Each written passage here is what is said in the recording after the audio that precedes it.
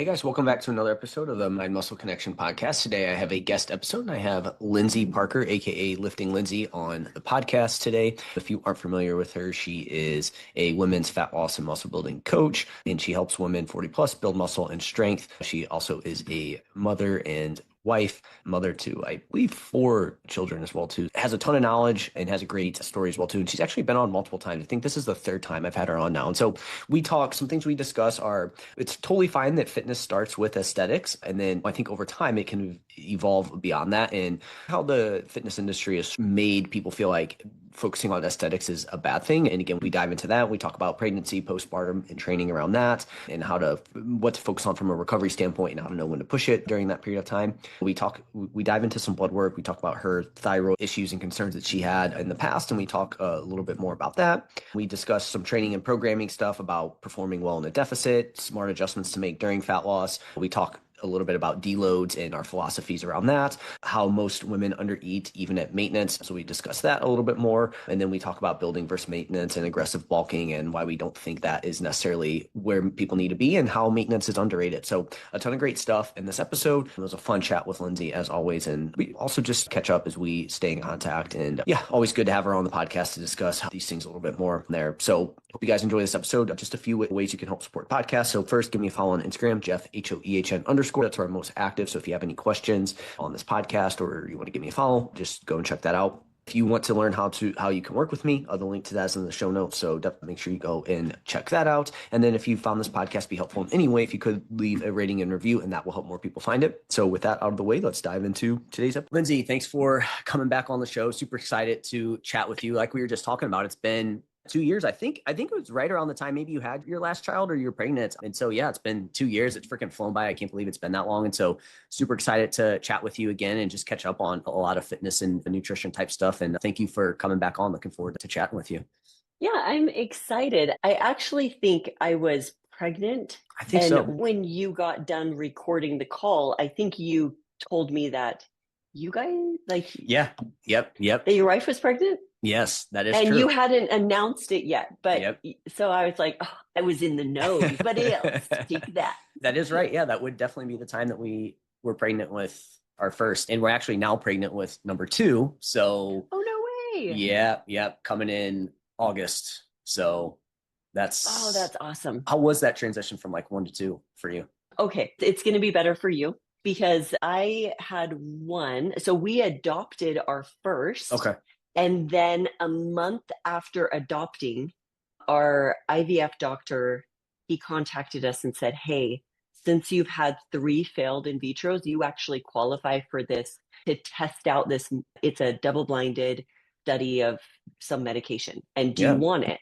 And I was like, yeah, I just dropped, 50,000-60,000 on trying to get pregnant, and we couldn't. And then we dropped more on adopting. And so I was like, yeah, I got pregnant from that.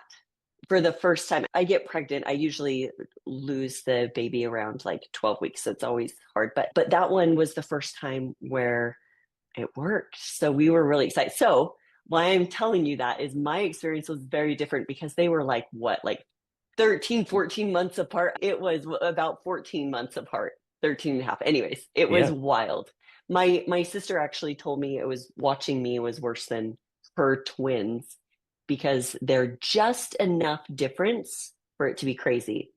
But with you, what's the difference? What's the difference in 3 years? He'll be turned into a month after the baby's born. We'll have 2 under 2 for 3 weeks. Well, I feel like that's good. Yeah, there's two thoughts, right? It's, hey, you spread it out a little bit, or you just knock them out and get them. Do it. Just do it. And that's me. That's my personality. If I could have, I would have just knocked them out like one right after another. Get the baby phase over with.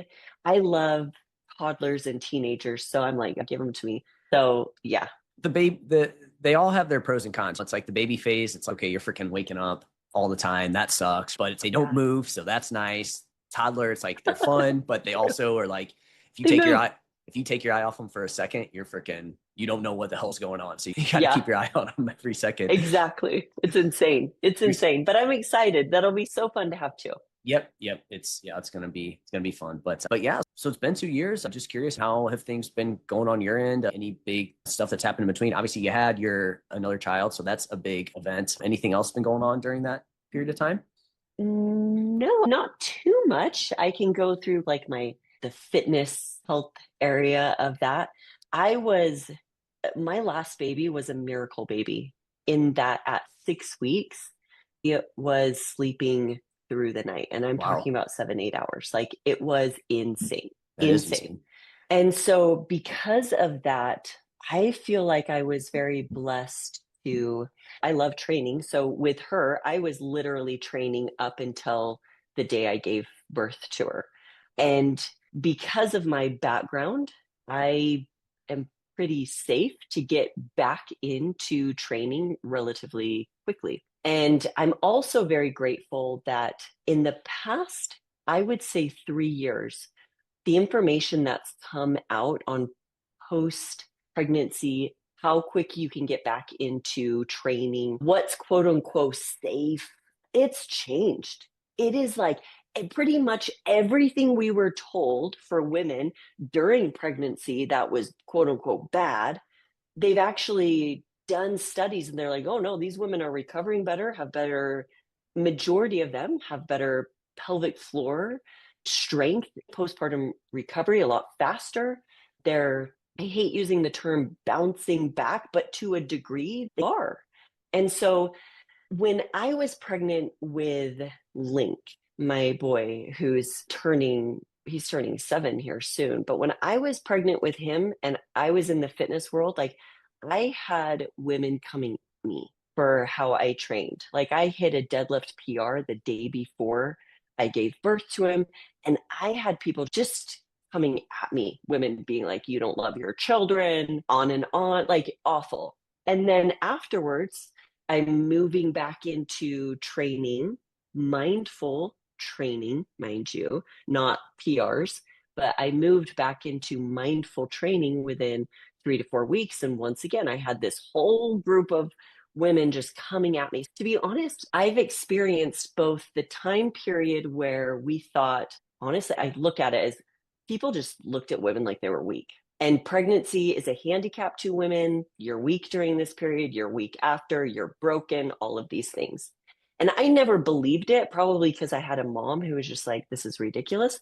I'm going to listen to my body. And she was just like a powerhouse of a woman. And so that was my example. And I listened to my body. On top of that, I have a background in exercise and biomechanics and anatomy and all of these things, and being a trained individual in the gym. And my background allows me to probably move into things and be more mindful and aware than maybe general population who've never touched weight. So it has been interesting this past a year and a half of postpartum, where I've experienced what it was like before, where people were just like, ah, you're evil, you hate your children. Now there's so much research coming out saying, no, listen to your body. No, you actually don't have to wait that long. Actually, if you can start walking as soon as you're feeling good and it's healthy and right for you, start walking and then moving weights. And I'm just so grateful that that the research is now backing up, validating what I always felt, where women are powerful, we're strong, and we know how to listen to our bodies too. So that's what I've been doing, is just, I don't know, just jumping back into things and listening to my body. And it's interesting. I was just thinking how it's been a year and a half and some, and I do feel like I'm older. I'm 41. My skin is finally coming back. The muscle tone is coming back on my lower abs. Like it is, but that took a year and a half for me to finally see some of that come back. And I was thinking about how a lot of times we think it comes back in 3 months. It's just, it depends on the person. But my whole thing is, whether it did come back or not, I don't care. I love what I do in the gym. And I love feeling strong. So I'm going to get in there and I'm going to kill it. You're gonna do it anyways. Yeah. Whether I What? get the look from it or not, I'm going to show up because I love picking up heavy things and putting them down. No, I think once you can get to that point, like that's a great spot to be in, right? You don't necessarily do it like the aesthetic side of things just is a nice bonus, but it's like how you feel and everything like that, I think is super important. I don't know if this is how it is for you. People, I'm sure people ask you, like, how do you stay motivated? Like, how do you do it? For me, I'm always just thinking, if I don't do it, like I feel terrible if I don't, right? And it's like, that's the frame that I put it in terms of that's what kind of drives me to keep doing it, especially on the days that you don't want to do it or you have to go later or whatever it is. And I think if you can get to that point, that's a great spot to be in with your health and fitness. And then, like you said, the aesthetic side of things comes as a byproduct and extra. Yeah, but most people jump into it because of the aesthetics, Yep. right? They feel the pain of not looking a certain way. And do you know what? I would never diminish that Yeah. for somebody. If that's what gets you moving and gets you healthy, then let's use it. Let's use it. And as you are getting into the gym and moving, as that you're using that as your motivation, now I'm going to take you and I'm going to educate you out of that almost. Does that make sense? Yeah. Like that's what I end up doing as a coach is, yeah, you're going in because you want abs and okay, sure, get in there. But throughout this process, I'm going to educate you so that you can have a really healthy relationship with fitness, with food, with your aesthetic goals too. I think that's so important. No, like you use that motivation to get them going, but then like you said, then over time, you like you said, you coach them and really show them how they feel and stuff. That's all. Like anytime a client like comes to me and they're like upset about scale weight or whatever, I'm just like always just bring it back to how you feel because I think that's the most important. Because if you can put those two together, that's what's ultimately going to keep you doing it long term. And when you do it long term, that's what's ultimately going to lead to the greatest body composition change anyways, just the time aspect Mm-hmm. of it and staying consistent. What are some things that you do to listen to your body? I know you mentioned that you do that throughout. What are some things that you are specifically looking at when you listen to your body? Is it just off of feel or are there things you're looking at? Anything specific there? Ask you to be a little bit more specific when listening to my body about what Yeah. particular thing. Yeah, I guess when you were talking about during pregnancy afterwards, just obviously you're not going in and just hammering Yeah. yourself. Like, what are some things that you're paying attention to or looking at specifically that would tell you to, hey, I need to back off or something like Yeah. that? Yeah. When it comes to pregnancy, the thing that I am feeling out the most is probably the heaviness of my pelvic floor. I can feel that. So during pregnancy, as you're moving along, women, obviously, you have a ton of pressure pushing down. And one thing that helped me deal with that heaviness, and I know every single woman who's been pregnant is listening, they're like, yeah, I know exactly what she's saying by that heaviness there, was actually they're all muscles. And so learning to contract them, and I'm not just talking about kegels, I'm talking about when I'm moving heavier weight, when I'm doing deadlifts, when I'm doing squats, when I'm doing leg press, when I'm doing all of these things, we're learning to control pressure. So if you are bearing down on that, if you haven't learned how to control pressure and push it out, and you're breathing and you're bearing down, you're putting that pressure when you breathe downward, it puts a ton of strain on the pelvic floor. Now, strain isn't a bad thing, right? Because when you go and do leg extensions, you're putting strain on your quads. Strain isn't a bad thing. But putting too much in that your body can't handle it, can't recover well from it, that's usually where we have the issue. That goes a lot of times people will say lifting weights is bad because I got injured doing X. Or I should say, they'll say this one exercise is bad because I got injured doing it. I'm not convinced that one exercise is bad. I'm convinced that you weren't progressing in a way that your body could manage the load very well. So you weren't ready for the progressions, you were trying to force them. That's all I really heard from you say that exercise is bad. So it's the same thing with the pelvic floor. Putting pressure on it, it's not a bad thing. In fact, if you want to strengthen it, you need to. But how much you put pressure down there can be the difference between you dealing with some like incontinence or other things. So when I went back in to training, one, I would look at my overall energy levels. It's really hard postpartum because you're just not sleeping very well, right? So actually the first few weeks of not going into the gym was mainly because I'm not sleeping very well. So even if I did get into the gym, can't even recover. And anybody who loves the gym knows that recovery is just as important as any rep that you do in the gym. So for me, it wasn't an issue because I understand tools of fitness and what they're used for. It wasn't an issue not going into the gym because I know that even if I did, I wouldn't be getting the adaptations I needed to because I couldn't recover from it. And so having that knowledge of, look, there are these tools in the gym, and when they're abused, they are working against you, not for you. So the first 2 weeks, it was all about just me bonding with baby and getting out into the sun and trying to just, it feels good to get out in Oh the yeah. sun and walk. So listening to myself as far as my energy levels, my sleep, and then also when I did finally get into the gym, can I manage these loads appropriately? Am I feeling a real heaviness in the pelvic floor? Am I feeling like I can't control movements at my core, right? Because now I'm recovering from this marathon of birth, right? So, can I manage those? So, sometimes it's a little, I love moving heavy weight. And so for me, it's okay, I've got to drop the weight down because, and that's not as fun, to be honest, but I've got to do it because I love my body and I want to take care of it. And I want to test it just enough to strengthen it, but not too much where I can't recover. Yeah, absolutely. So just again, easing back into it, listening, seeing how you're feeling, looking at energy levels, but knowing too that they're probably not going to be great those first couple weeks Mhm. anyways, just from a lack of sleep and everything like that. Yeah, no, that makes a ton of sense. And I think, like you said, just having that skill too, I think it is super important to be able to auto regulate those things along the way. Again, from the consistency standpoint that we were talking about. So what in terms of that, what has the last, so I guess that what was a year and a half ago. So have you been Mhm. mostly been trying to like continue to build more muscle? Have you done like different phases of nutrition? What does that kind of look Yeah. like since then? Yeah. So initially, my whole thing was I just want to recover. I just want to feel good. And I did think it was funny after 3 months. I thought I looked good. I just had a baby. Are you kidding me? I thought I looked strong. I wasn't shredded. I didn't have a six pack. I didn't, when you think of like somebody on fitness, like on Instagram fitness person having, I didn't have any of that, but I had good energy levels. I was feeling good. I had bled. There was an issue during the birth where I needed a blood transfusion.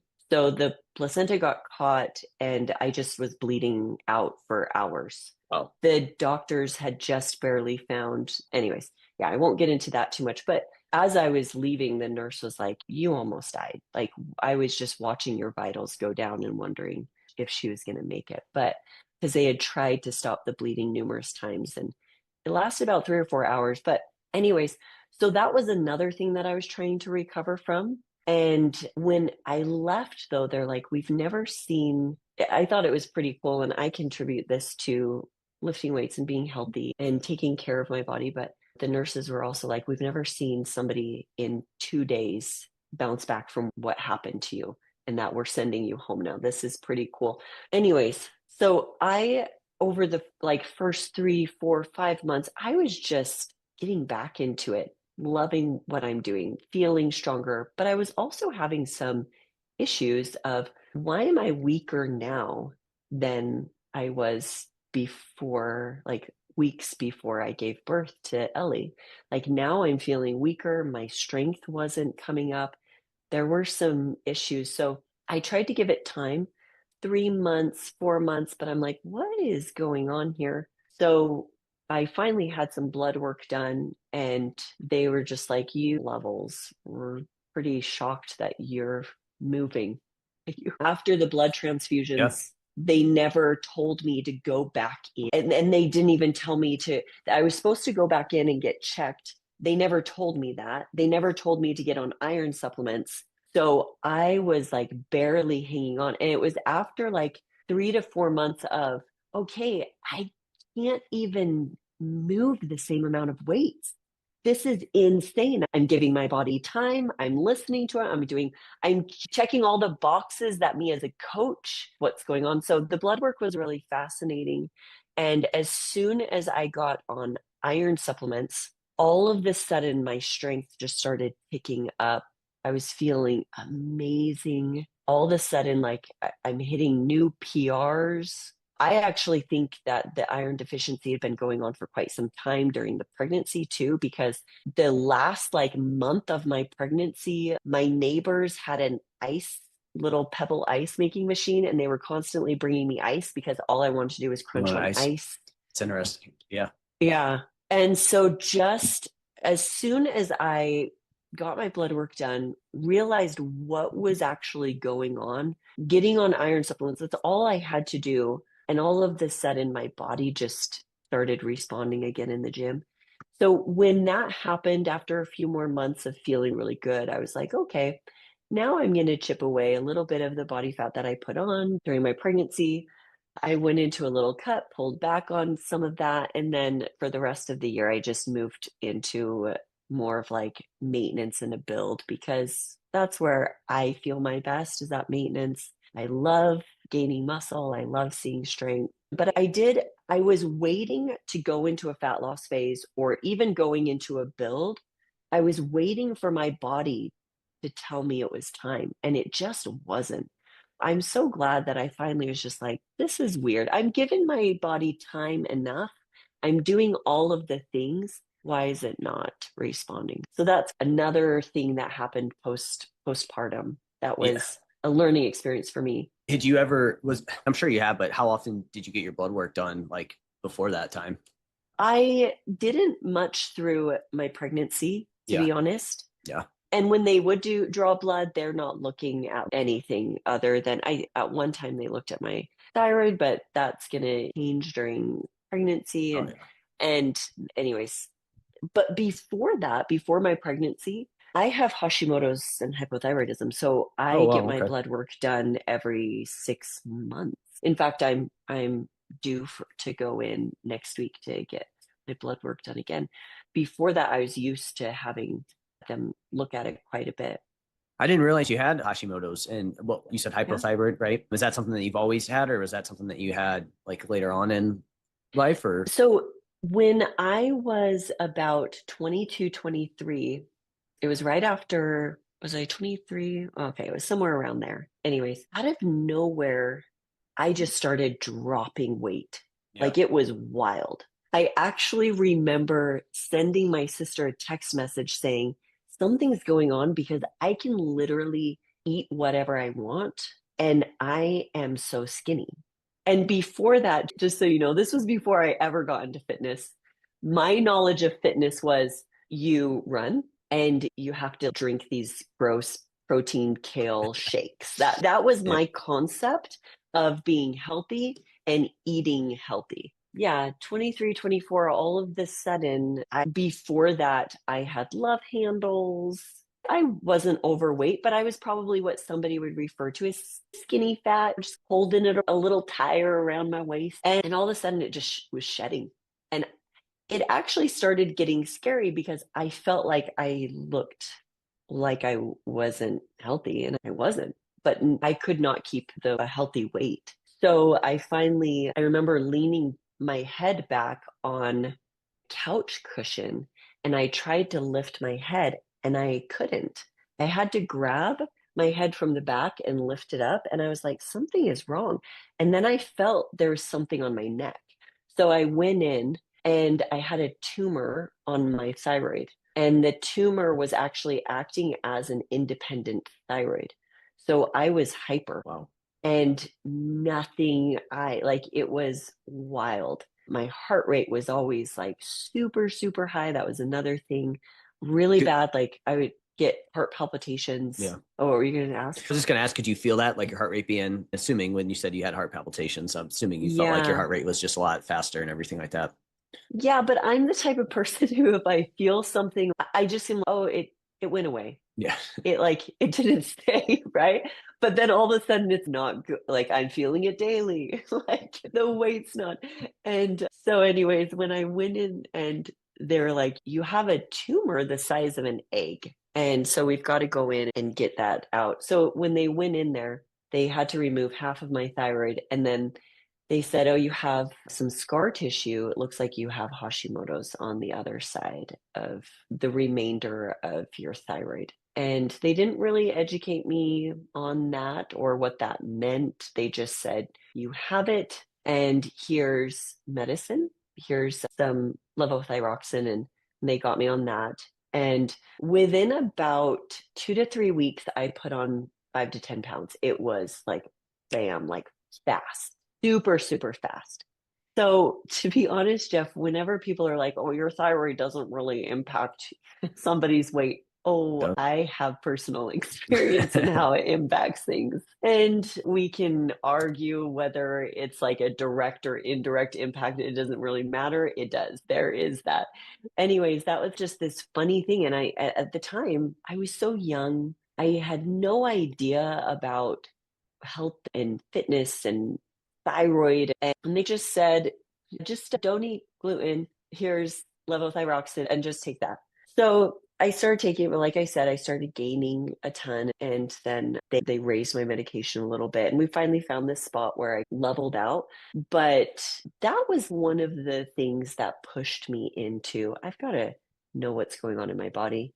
I've got to be more educated because I don't feel like anybody's helping. And so then I started once again, like that, my idea, what I've been taught, if you want to be healthy, you run and you just drink protein shakes and eat protein bars, and fiber's good. So More is eat a better. ton of that. Yes. So that was such looking back on that was so funny. So then I start running like crazy, and like, how come nothing's changing? How come I still look skinny fat? And how come I don't always have the best energy levels? And it's interesting to look back on that. And then all of a sudden I'm running. And then all of a sudden I started experiencing really bad sciatica. And I, pretty soon I couldn't run anymore because the pain shooting down my leg. And so I'm like, oh, great. Now I'm stuck skinny fat the rest of my life because I can't even run. So I felt broken. And then on top of all of that, Jeff, like we were dealing with infertility. I literally just felt like my whole body was just so broken and hated me. And frankly, I hated my body too. Not in how it looked, but now it would have been nice to change. But I just felt like all of these good things that I wanted in life, a family and my health, were just so out of reach for me. And that was just so hard to deal with. Looking back on my own journey and seeing like they found that I had 3 bulging discs in my low back, and that's why I couldn't run anymore. So then they said to me, stop running. I burst into tears when they told me to stop running. I think if somebody told me to stop running now, I'd be like, oh, I did. Like I don't I do did that a long anymore. time ago. Yeah, because I lift weights. But I'm actually looking back on my story. I'm very grateful for it because it gives me such empathy. Because all right now, I'm really excited. I'm working towards like a 300-pound deadlift, and I'm like 125 pounds right now. I'm a small person. So a 300-pound deadlift for me is really It's good. exciting. So I'm working towards that. And the other day I showed me doing 270, I think, deadlift. And this woman wrote to me and was like, I could only dream of doing that. And she started telling me about her back problems. And I was like, I feel you because I've been there where I just felt like I can't do what I even want to do, the basic things because of this. So I'm grateful for my journey where it pushed me and where it's landed me, and knowing that the body is so adaptable. It's so much stronger than we think. And if we progress intelligently, we can go from 3 bulging discs, not being able to walk without pain, to I'm now loading my spine with 270 pounds and I'm feeling great. I just love that about the body. Yeah, no, first, I appreciate you sharing all that. But definitely super interesting to hear your background and everything like that. But yeah, no, the human body is adaptable, and it's awesome, especially like you said, as long as you're like applying the right stressors, doing it in a smart manner, it's like you really can push it far, especially if you can stay consistent with it there. I guess real quick with the hash, does that impact you in any way now or anything? Do you have to do anything special at this point in time or with that or? So it did For a little bit. And looking back and knowing what I know now, I would have done things very differently. But 10 years ago, when I started moving into health and fitness and becoming a coach, and you don't know what you don't know, right? So I was looking back, I'm like, oh, I was overtraining. I know I was overtraining, and I was trying to do hit and lift 6 times a week and do all the and lose weight. So I'm not eating enough. And I watched my body just fight me on it. And I do remember I finally went and got blood work done. And this is when I first started really paying attention and going and getting blood work done a lot and realizing that I need to keep up with things more.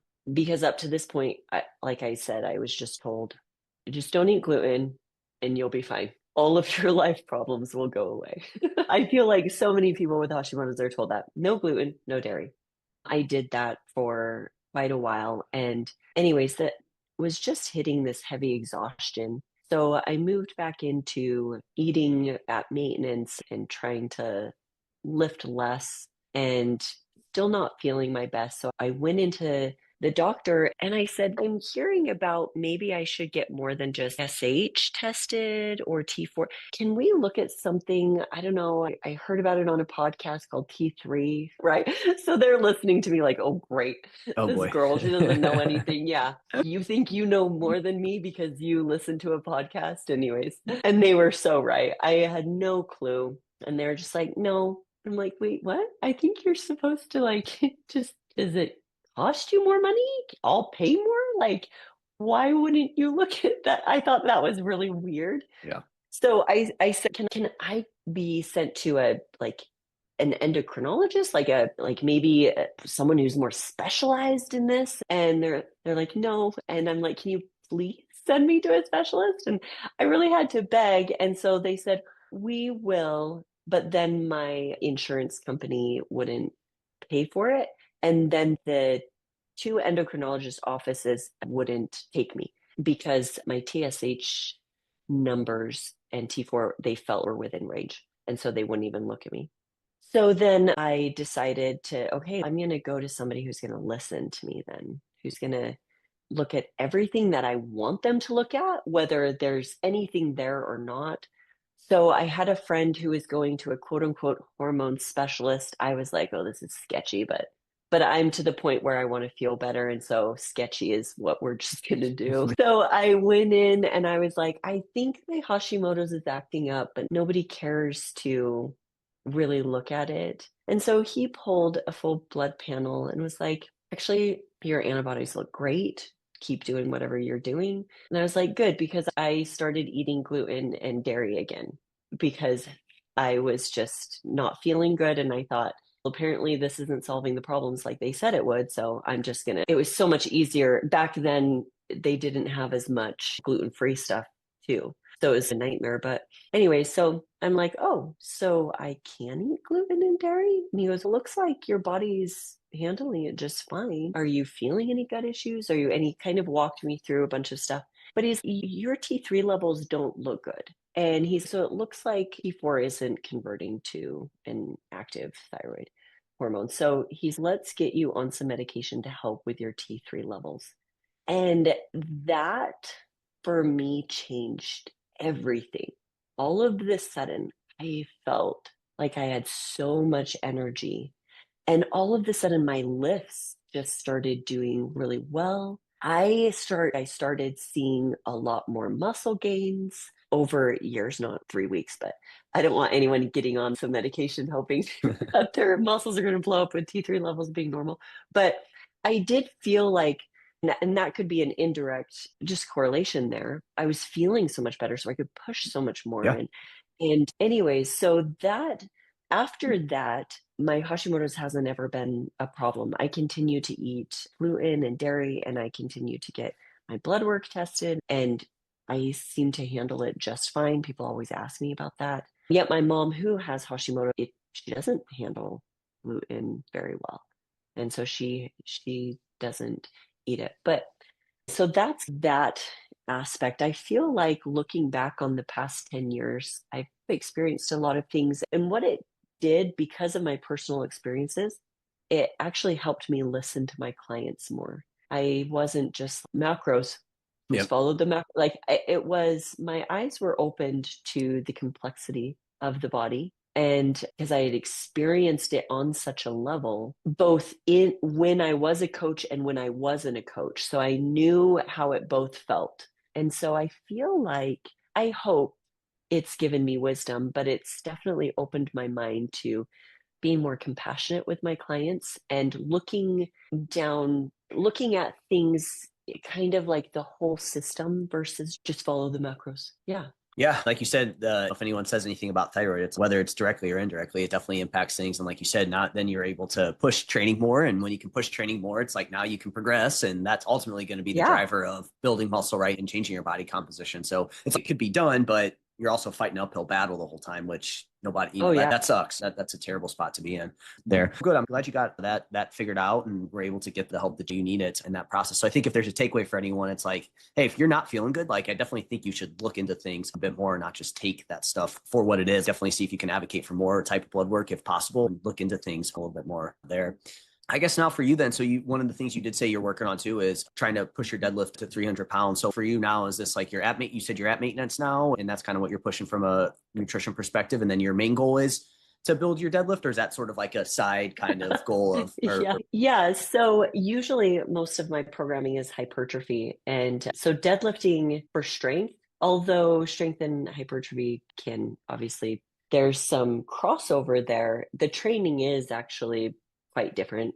So I am training on Thursdays. I trained a little bit more like a power lifter as far as deadlifting goes. That's been really fun.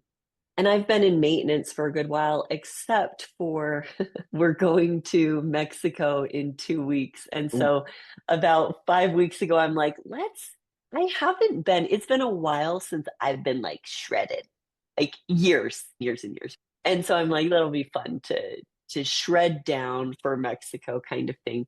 So this is probably the leanest that I've been in a really long time, to be honest. I always tell people this is a place that I visit. I don't live here, yeah. but it is fun to see all the work that I've put in over the past few years. But what I do some calorie cycling and carb cycling for my lower body days because my volume is a little bit higher and I really enjoy training. So even though my overall energy right now is in a caloric deficit, I do enjoy cycling carbs and calories on those days. And I've been able to continue to progress my deadlift. Of course, though, the past like few weeks, I've actually been going through a higher volume phase. So it's higher, or excuse me, it's a little bit lower loads with just higher overall volume. So I've been doing higher reps. So this is probably the closest that I've been to a hypertrophy phase. Next week, or I guess in 2 weeks, I'll be moving more into really heavy loads and just the 3-4 minute rest periods and just 2 to 3 reps kind of thing. But yet I've still been able to see some great progression. So during this cut, I hit a PR of 270 on my deadlift. And I've been able to add 2 reps to my pull-ups, both my wide grip and narrow. I'm still seeing some really good progression. So I do sometimes think that we assume that during a calorie deficit, we can't show up for our training, or our training is going to really be impacted. And I don't necessarily believe that. I'm one who, look, if it was between me being shredded and my lifts being sucking, I'm going to choose not being shredded and have my lifts be awesome because that's what brings me joy every single day. So it's been really fun to still be able to see that. Now, I would probably just say some tips to continue to see that during a fat loss phase is one, probably don't go super aggressive with your calorie deficit. That's going to be a no-brainer, first off. 2 would be prioritize sleep. Like sleep is going to be your best friend. If you really want to kill it in the gym during a calorie deficit, then you take sleep as it's going to be as important to you as your reps in the gym, maybe even more. I'm convinced really convinced that's been one of the reasons why I've been able to continue to show up, enjoy my lifting. And I will say this, sometimes people will be like, oh, your training shouldn't shift at all in a calorie deficit. I don't necessarily believe that. I think that sometimes we go lower volume, like if people tend to sit and enjoy higher volume of training, then during a cut, especially balancing how steep do you want this cut to be, how lean do you want to get, then we probably want to pull back on the volume so much because you're not going to be able to handle and recover from it as well. Right. So that's just kind of these common sense things that I feel like are lost when people are like, no, I'll never change your training during a fat loss phase. Well, when you know what training, when you understand what is required of the body to recover from certain training, then actually one of the smartest things that we can do is modify training. Like literally one of the smartest things that we can do. I'll do that and I'll teach my clients to auto-regulate, really just listen to yourself. If you feel like you're in a cut and your primary goal is fat loss and you can't do that third set, don't do that third set. You've already given your all to the first two. This is stupid. You're going to be fine because the main goal is fat loss right now. So then we lower the volume a little bit so we can maintain muscle tissue, possibly even feel the joys of continuing to see PRs when volume is matched really well to your recovery. It's a beautiful thing. That's my long-winded tangent on that. Sorry, Jeff. No, I'm that's talking awesome. so much. No, that's awesome. That's why we have you on here. Yeah, no, I completely agree. I actually recently came across a paper too. I think it's from Jose Herrera. He looked into kind of the research around, hey, when somebody gets into a deficit, like people just assume, oh, you're gonna go by the wayside. It's gonna be terrible. But what he like looked into and found out was that like we evolved to like be able to handle some periods of not having so much food, right? And so the body's going to prioritize maintaining performance so you can go and get food, right? And so you really, if you do see performance like decrease like that, like right off the bat in a deficit, it's like, it's probably more self-inflicted, right? Like you said, it's probably, are you going too aggressive? Is sleep off? Is your meal timing off, right? Something along the lines there is probably what is the thing that's actually decreasing your performance during a deficit. So I 100% agree. I think people are just so quick to assume, oh, it's the deficit. And it's probably not. I don't think that should be the case, especially in the beginning. If you get super lean, like some people do to be a competitor or something like that, it's okay, maybe that will start to add up. But like you said, then it's still, maybe you drop volume a little bit and change that and auto-regulate that. And I agree 100% that.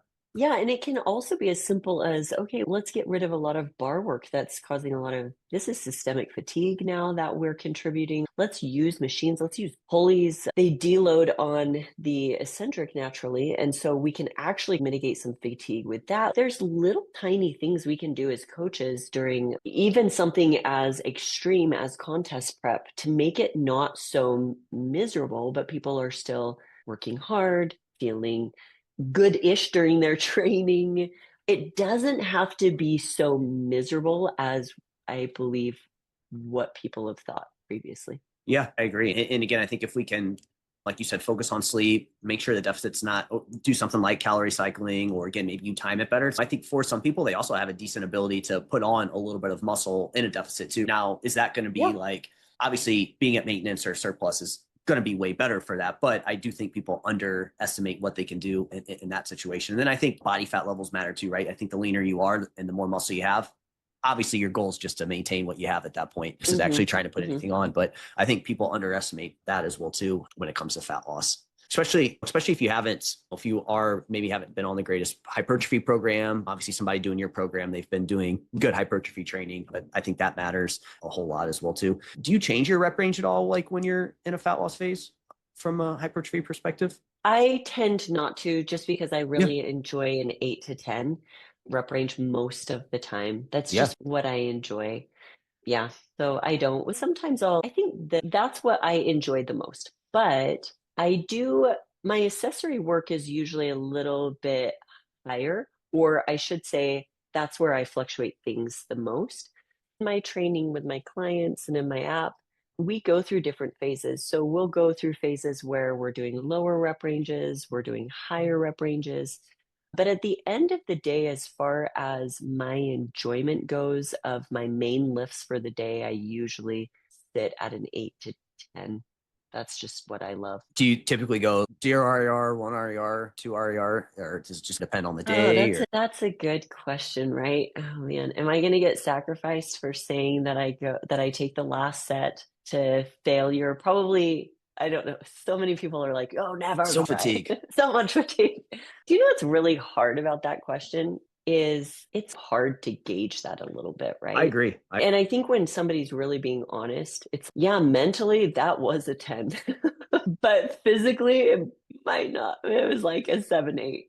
Yeah. So mentally, I like to, on lifts that really matter to me, I like to more often at least take the last set near failure so that I can, once again, I like progressing. I like tracking my weights and really try to increase them. And so for me to gauge my strength, I need to more often test it out and know where I'm at. And it's also something that I physically, that I mentally enjoy, I should say, mentally and physically. I truly love the pushing myself. I love the pain of progression. It's so fun. I don't know. I've coached people like me, and sometimes the hardest thing is like a deload. Yeah. Actually Like, backing oh, off. yeah. And I've taken those a lot more seriously, I would say, the past few years. As I've aged, to be honest, I'm going through perimenopause, and I have found I have to have them. I have to have them way more often. Yeah. So I'm just like forcing everybody in my app to take it seriously too. We are doing a deload and date. You are going to do it. You are going to, because to me, it's like that pulling back the arrow so that you can go further. But mentally, it's hard sometimes to do that. Do you, Yeah. do you take, like, when you say deload, is it like a full on, like a whole week? Is it just a couple days? Is it a deload day, or Yeah. what does that kind of look like? Deloading in 2 weeks for me is going to Mexico and not training at all. Actually, I actually have my apps deload the week of me in Mexico. That's hilarious. So that when I get back, I can just jump into some good hard work. But yeah, that is actually something that I've changed recently is within the past, I would say year especially. It is now just part of my app is a deload. And it is a week. It's a week of, here's the thing though, we're shifting like the stimulus. Yeah. So we're not just doing less. If you tell someone like me, just go in there and do 5 reps of 50%, I'd be like, shoot me. I'd rather just, I'll go in there and then pretty soon I'm hitting failure. Yeah. So how did I get Right? hit? Yeah, exactly. So what I do is now I use it as I'm going to go in and do some systemic work.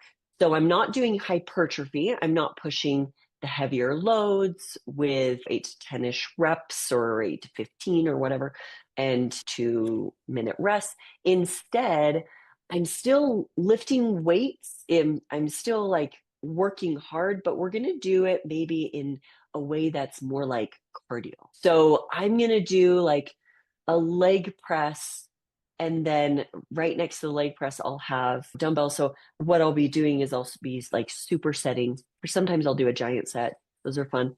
But we'll do a superset of like leg press with 15 to 30-second rest, moving right into upper back rows, and then 15, 30-second rest, right back into leg press.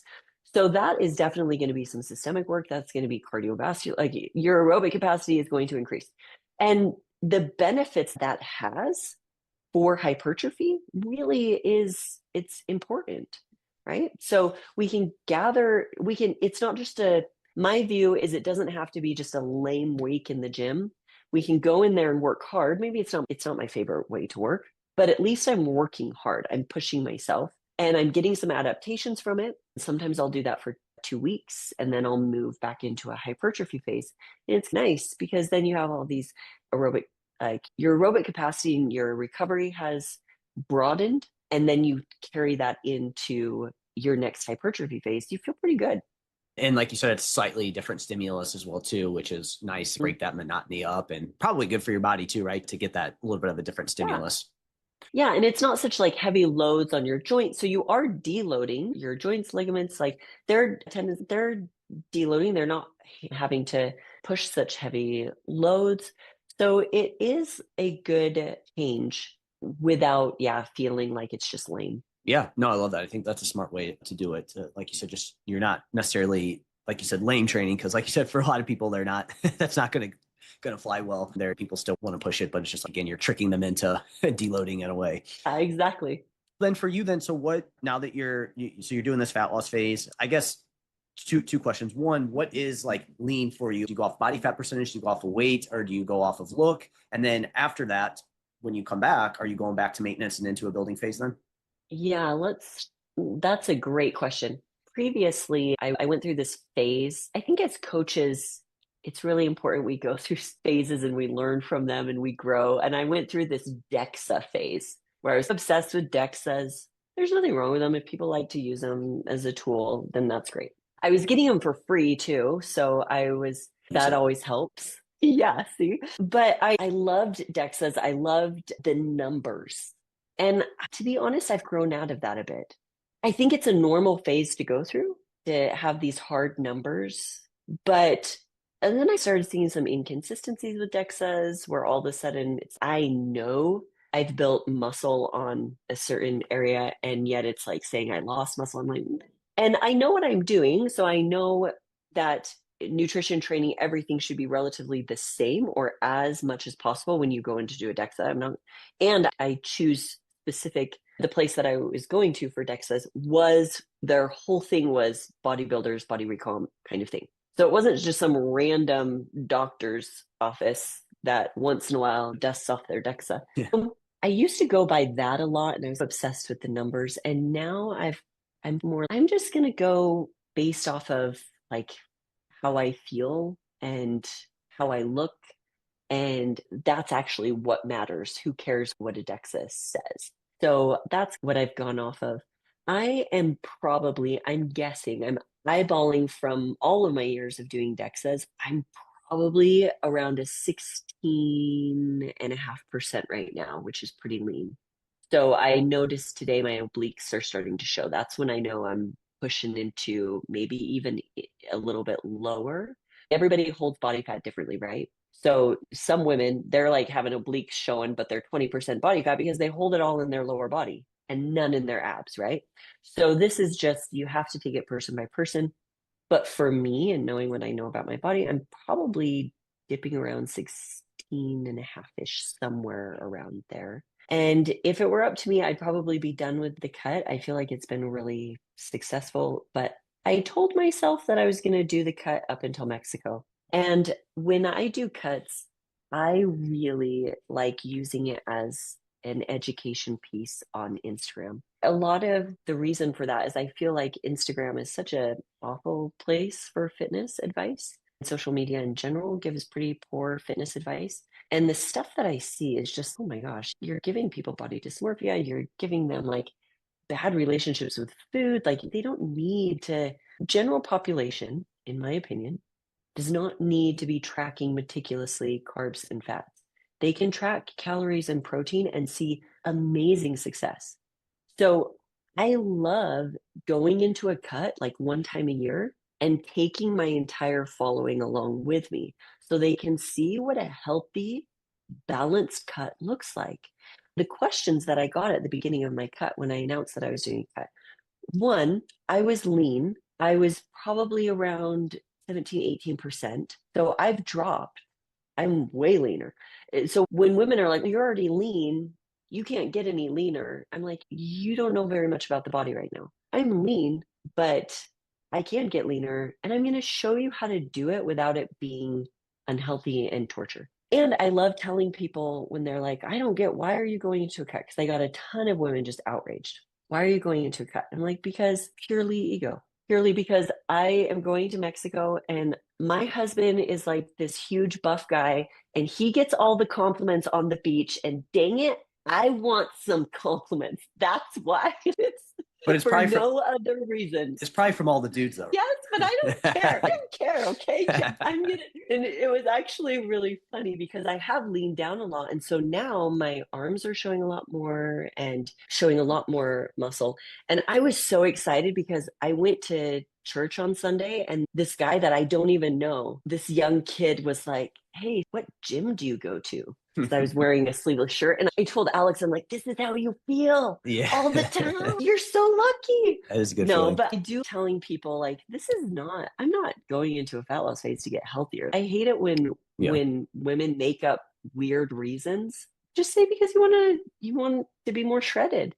Like honestly, I've worked really hard at building muscle and I want to show it more. And I loved just getting that out there. I had so many coaches message me saying, thank you for just saying it was purely aesthetics, purely because, and not make up some weird, I want to, it's not for health reasons. I'm already healthy. So it's just one, I'm going on this vacation and I want to look shredded. I think it would be fun. It literally doesn't have to be deeper than that. We don't have to make up weird stuff. The second reason is because I have a large following on social media and I love educating them. So if I can show these women, hey, look, I can bump down 3% body fat by just tracking calories and protein. And I'm going to show you everything I'm eating. I make homemade rolls like 3 times a week, and I'm eating the same exact meals as my family. My kids aren't seeing some weird, oh, mom's on a diet now because all she's eating is some weird concoction of 300 grams of whipped egg whites and she's dumping in. I love showing people like that stuff is, if you like it, cool. But to be honest, I don't like, that's weird. And I love showing things like I did not eat one protein bar this entire cut, not one. That's impressive. I love food. So I'm going to eat as much as I possibly can. A protein bar to me is a waste because it's so tiny and I want to eat a ton. So I love educating women. Another thing too, along the education piece, I love showing them this is how the scale has fluctuated.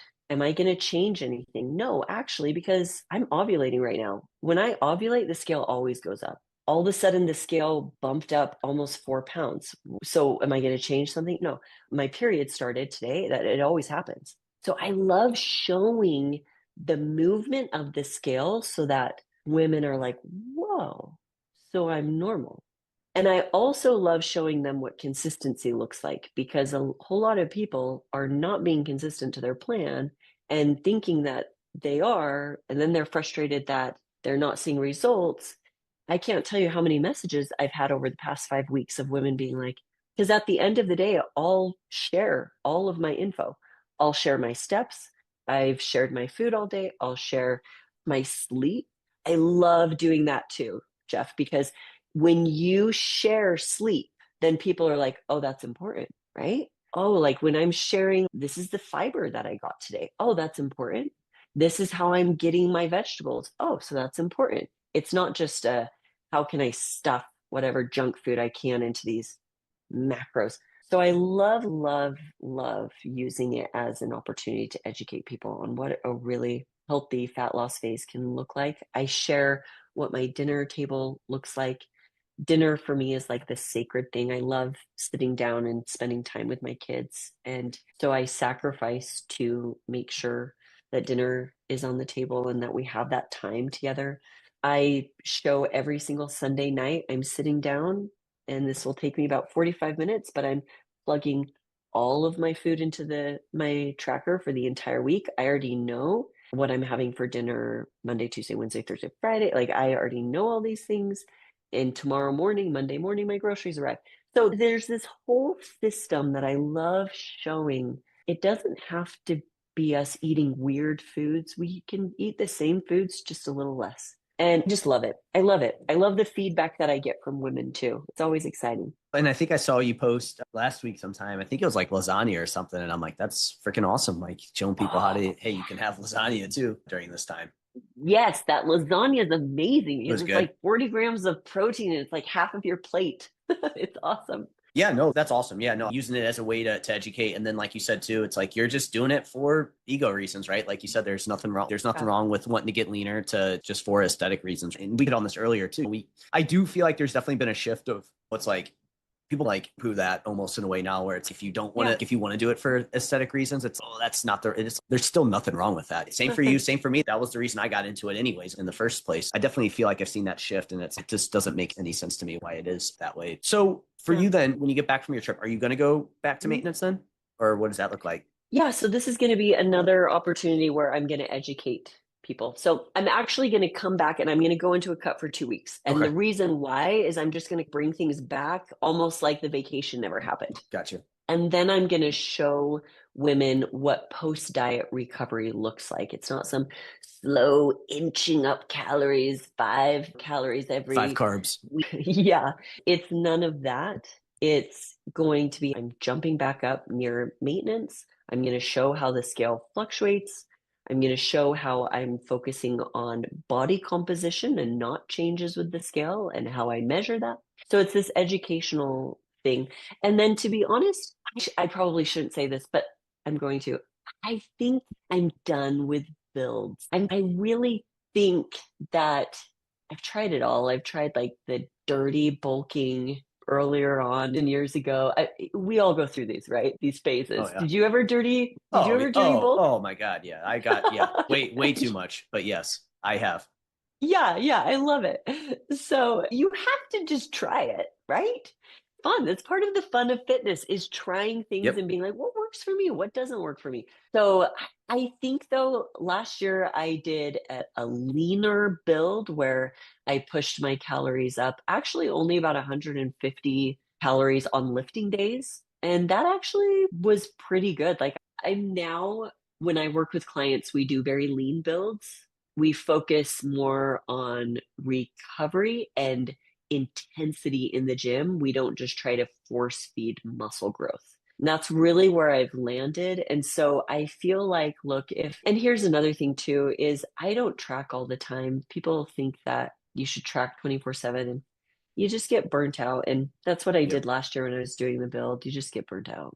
So after I show how I do a post-diet recovery, then I'll show how I do mindful eating.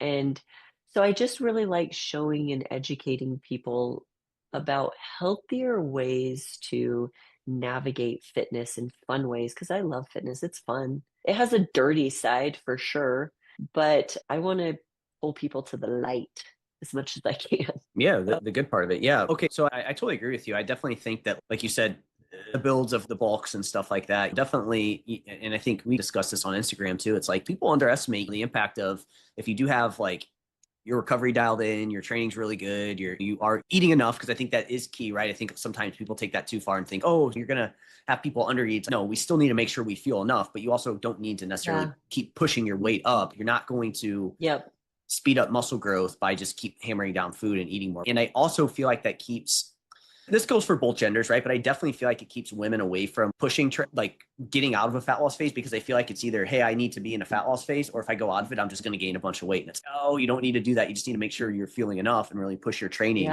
versus, like you said, really pushing your weight up. So I agree with you too. I think that less of that aggressiveness and more like, for a lot of people, if you focus on your inputs, it's like you'll see a lot of a good amount of muscle growth in that process. Yeah.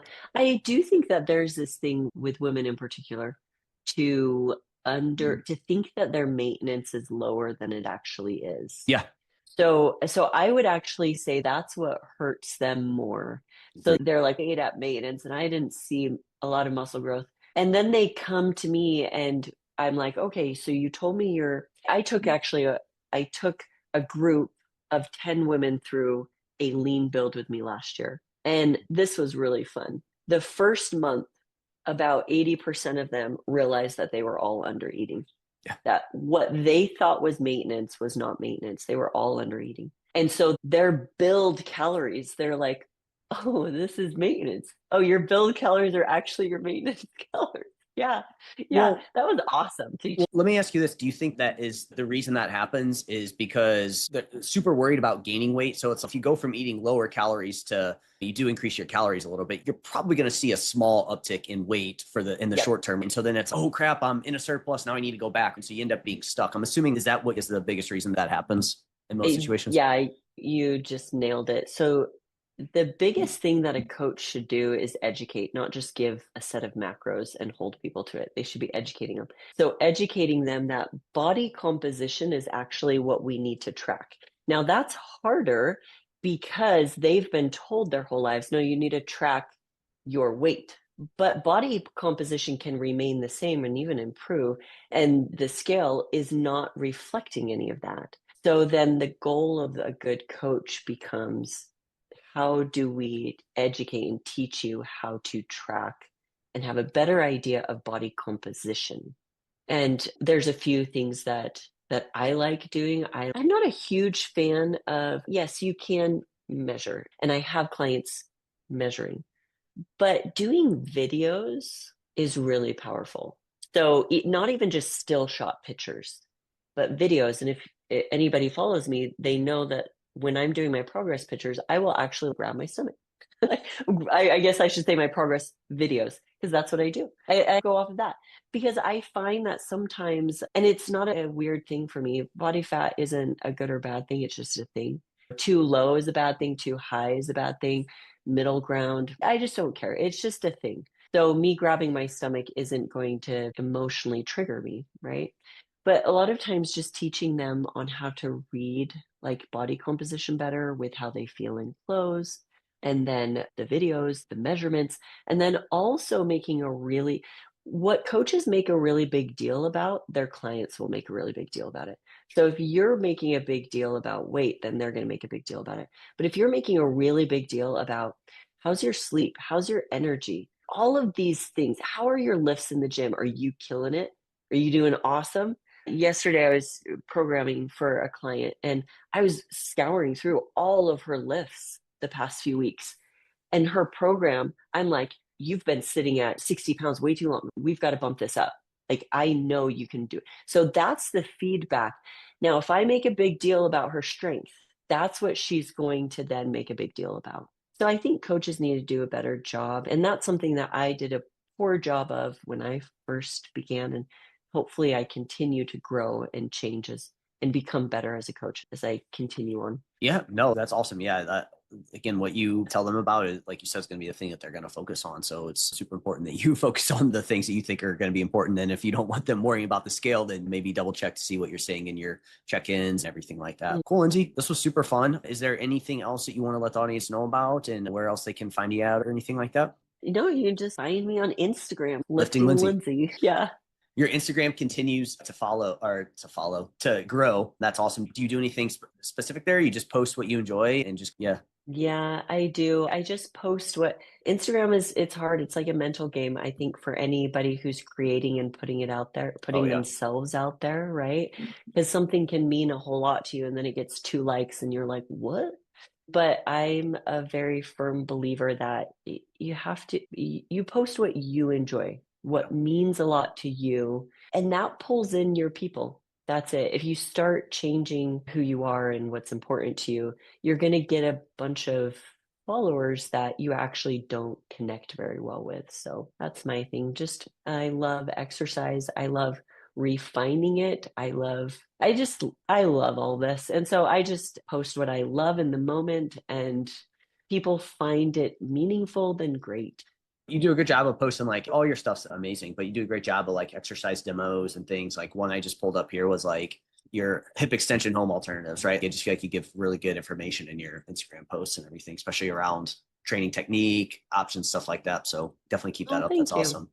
But I do feel like too, and I don't know if this has happened to you, but sometimes like you feel like a post doesn't do well, but then nobody like maybe didn't get as many likes, but then people that didn't like it are commenting saying, oh, like this post was super. It's just like funny how like a lot of times people that actually don't like or anything like that actually are looking at your stuff as well too, which is interesting. Yeah, and sometimes people don't engage with it, which I think is really funny. Yep. But yeah, you're right that they're seeing it. I actually feel like you've had some really good stuff lately, and I really appreciated the stuff that you've been talking about with maintenance. And there's a lot of reasons. People think that maintenance is some lame place to live. It's no, maintenance is awesome. That's actually the end goal. That's a spot that I think you should be at most of the time. Obviously, there's some nuance and context to that, but I appreciate that. Thank you. It's always good, especially hearing it from somebody like you. Cool, Lindsay. We'll obviously do this again in the future, but yeah, again, appreciate your time and we'll chat with you again soon. Awesome. Thank you.